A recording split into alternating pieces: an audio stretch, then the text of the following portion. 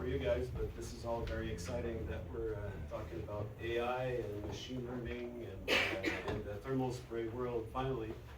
And I'm not surprised that companies like Olicon or Safran, these are the type of companies that we work in and day out for decades now. And I was actually in your office just a few weeks ago talking about this. And it's very stimulating. I think there's a lot to be done. There's obviously a lot of limitations because we saw there's maybe over 50 different parameters that can influence those spray process. So to be talking about AI, I think is a little early. Today, I'll be talking more about unsupervised machine learning. I think we need to start with the foundation of all this before we can start saying that the thermal spray world is ready for AI and that we're gonna have these closed loop boots as I was talking about earlier today. So today I'm actually very excited. So my name is Jean-Nicolas. I'm the Vice President of Product for Tecnar. We're based out of Montreal. We're a spin-off of the NRC. And also in the room here is Jochen Schmidt, one of our employees here based in Germany for Tecnar. And today, I'll be walking you through, it's a software solution, so Tecnar is really known for our hardware solutions. So we saw some macro sprays earlier in some presentations, the DPV, the shot meter, the cold spray meter. There's a lot of hardware instruments that you would see from us in the market. But now Tecnar has 4 different divisions, and one of our division is in the automated pipe welding, and hence the reason why in this business there's a lot of software engineers and IT engineers and data scientists, and our office now has over 100 employees, so we've got the benefit of having that knowledge inside our office. So we said, why don't we take all that knowledge and experience that we've been having in the automated pipe welding and bring it to the thermal spray world. So for this presentation, we also have we wrote a paper that was published in March of this year in the JTST, where you're gonna get there all the statistical and the scientific approach that's behind the software that I'll introduce you today. So the software is called the Tecnar Hub, and again, it will be mostly talking about what we call unsupervised machine learning. So we saw a similar slide earlier. So there's obviously challenges in the industry that we all know about. The demand's increasing, the expertise is decreasing, we're losing the eyes and the ears. We heard about acoustics earlier today. That's also a topic that we'll cover later in this presentation, but we're losing the eyes and the ears and other senses of people that are retiring. So we need to replace this expertise, and it's tough. And it also gets more and more complex, right? We heard about tungsten prices going up. There's a lot of different challenges in front of us. So how do we address those challenges? And we think we've got some, obviously not the perfect solution, but we obviously have some ideas. So first, and most importantly, is probably to preserve this intelligence. So there's a lot, I mean, there's decades, if not almost over a century of work in both thermal spray, shot peening, rib blasting, cold spraying. So there's a lot of intelligence that already exists, and now there's more and more data, as we saw in previous presentations. So there's a lot of data out there that we can combine with the experience and the expertise that we have. So there's something to be done there. Smarter processes. We've got, well, we're obviously selling accurate spray, so we've got in-flight signatures, but there's also parameters prior, there's parameters post-process, like lab results. We heard about porosity and all these things. So there's a lot, again, there's a lot of different data, and every of our customers and you guys have different ways of archiving or using this data.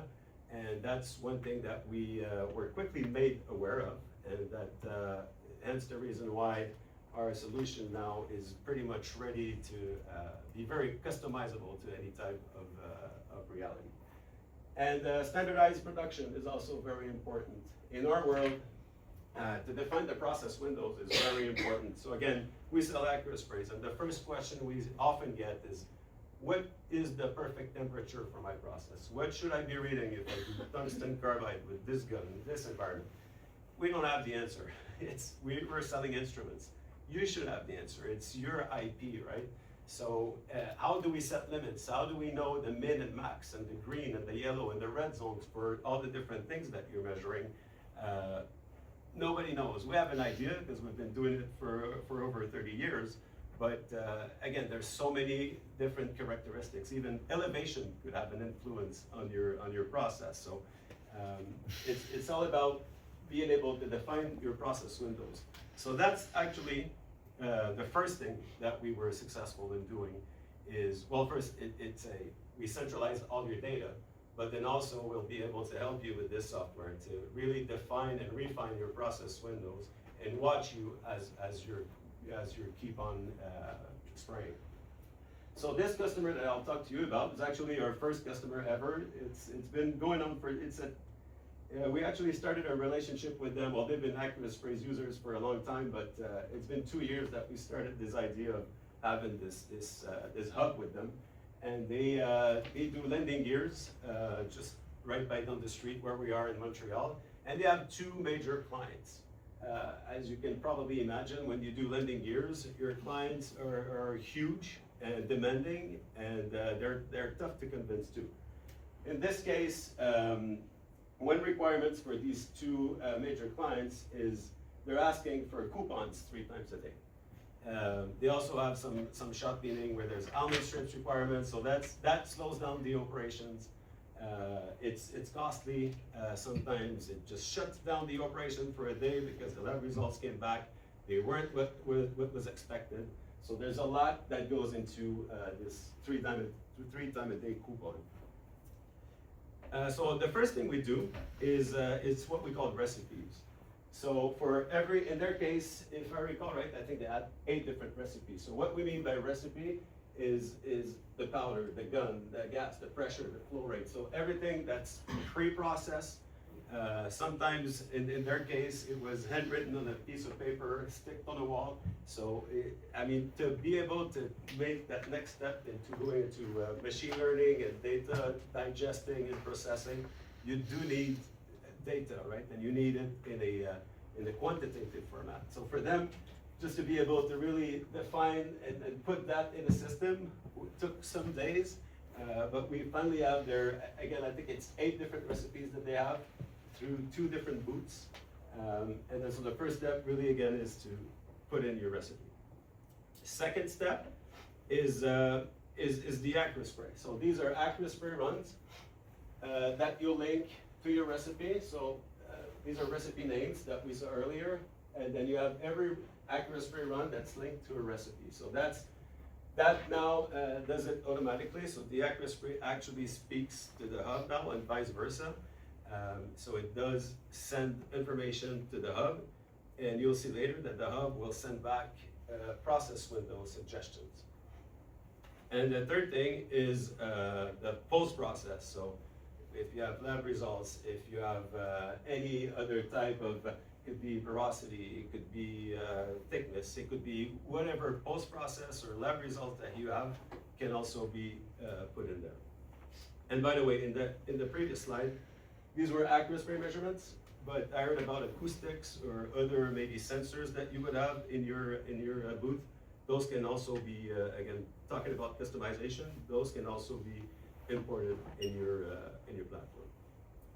Once all that's done, then the hub starts learning. So there's 4 different stages or states that the hub can be in. The first one is sorry, they're not in any particular order here, but the first one is really learning. So it takes some time, right? So the hub is just watching you, it gets to learn, and that's why we say unsupervised machine learning, because we don't tell the software anything. We just tell the software to just go and watch what I'm doing and see what I'm doing.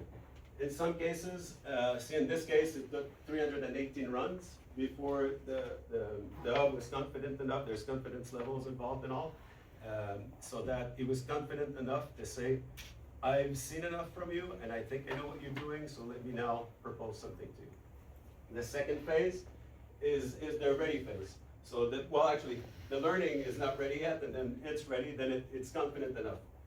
Then it will push the process windows into your Acura spray so that you don't have to manually define or guesstimate what those windows are.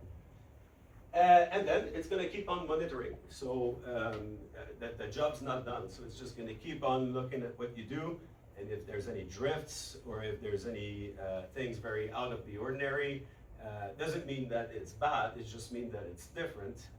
Again, because it's unsupervised. So it's going to, at some point, if it loses its confidence, it's going to go into what we call a needs intervention state. Now, this is in the ready state. I'm not going to bore you. These are all Acura spray measurements. So we've got mins and max that were defined. Here also you can have another view. Again, there's a lot of statistical approach behind this. I invite you to go and consult the paper that was written about it. We have a few, again, data scientists that work behind this. We're very confident to a point that you'll see later that this customer was actually able to convince their customers that what's behind this is very robust. You can also do some correlations and start defining your windows, as I said a few times. There's all kinds of correlations that can be done. In this case, you have porosity and temperature, and then you can start defining all your different guides for, again, the yellow and the green areas. You can also put in some alerts. In this case, we're still debating, and I would be glad to have this conversation with you if you stop by our table or if we have a drink tonight. But since it's unsupervised, and since in most cases, like in this cases, there was never ever a bad coupon or bad lab results because they're so good at what they do. So it's not possible for us to really know what's bad. So we're still working towards, is yellow good enough? Maybe it is, because we're so early in the process and we can capture things so quick that maybe is yellow the thing. And then we always go back and verify and see what's going on and bring it back into green and or widen the green area. So there could also be some manual interventions. So after 6 months, in this case, with this customer, they could define, again, all the green areas. So these were green, the rest was yellow. All the green areas, and they went to their customer, they demonstrated, well, they knew that they were doing things the right way because the lab was always coming back with good results, but now they could really demonstrate that their process was very stable. And also, the alerts were also based on science now, just not guesstimates again. And the traceability and just the data visualizations, just that was actually a good upgrade for them. Just a software. After all, the hub is just it's just a mix of all spreadsheets, right? It's like a Tableau or a mega Excel spreadsheet that combines all the data. The beauty about Tecnar is that we're in between the spray world and the software world. So we said we're in this unique place where we can maybe be the one to really attack this. Results was freaking amazing, excuse my English, but so customer A in this case was convinced enough so that they only do a coupon every 24 hours, and customer B now does ask them to do only one coupon every week. Savings on that from a production standpoint and even a financial standpoint, it was tough for them to really put an exact number on the savings. The lowest estimate I got was $190,000 US. And the highest was 340, depending on who you speak to in their office per year. But I can tell you that's way much more than what we charge for the software. So there's a great savings to be done there. But most importantly, over and above the financial standpoint, it's really that they're confident in what they do, and they can really capture any anomalies or any things earlier than before, and with a scientific approach. So for us, the future is really data-driven. We obviously created this problem because with sensors like ours, there's a lot of data out there. So we kind of created a solution to our own problem that we created. There's data everywhere now. So why don't we make sure that we use these sensors that we use, that we look at other sensors as well. Acoustic is a topic that we could talk about for a long time. There's a lot going on in that world too, to just complement and make sure that these models work and that are reliable. So this is where we're at. So I spoke about this already. These things are already in place. So nice visualizations of your data. The auto rangefinder that I spoke about the process window limits, and communication between the hub and the Acura spray that goes both ways. What we're working on right now, this weird look, sorry, it's early back home. What we're working on right now is try to find ways to correlate interactions between parameters. That's also very exciting. And maintenance optimization, that's something that's around the corner, that's coming up quick. How am I doing on time? Good? I'm done? 1 minute. So maintenance optimization, that's going to be also key here. And what we're working on, again, Olicon has been a partner of ours, and some other OEMs out there, they do have their own solutions that we're working on. So we are trying to integrate with all of them so that those solutions become standard. And I'll end with this. We just moved recently to our third building. We just hit 100 employees mark, as I said earlier. And we actually bought the land for a fourth building, so I'm very, very excited. We were a small spin-up startup about 35 years ago, and now we're a proud Canadian-based company and a spin-up of the NRC that we need to celebrate. So thanks for your time, very excited. I enjoyed the talks prior, and I can't wait to hear more about it. Thanks.